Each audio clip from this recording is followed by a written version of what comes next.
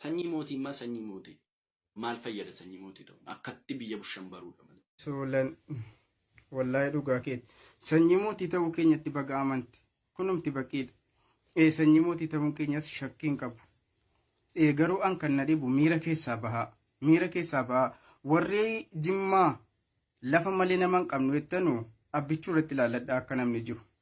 Ofiin boonuun beennu akka keessanii koo goota koo Jimma koo goonni inni dhabeen jiru goota amantii goota sabaa goota biyyaa subhanallah rabbi isiniin jedha wallahi warri waa'ee abbichuu kana miira keessa galtan miira keessaa ba'a.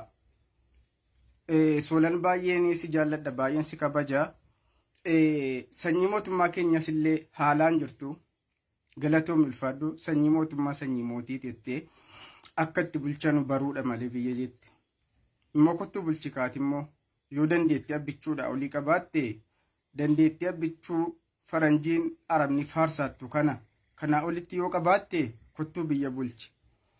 Biyya bulchuun gemmoos kan tiiktookii kana akkuma ta'anii haasa'u malee gootummaan miidiyaatii fi gootummaan biyya bulchuu adda adda garaagarummaa qaba. Diqqoo biyya bulchuun kun akkuma miidiyaa irra ta'anii haasa'u kana sitti fakkaatiin jechuufaniin jedhee warri Jimmaan jibbitanu rabbeedhaan miira keessaa bahaa.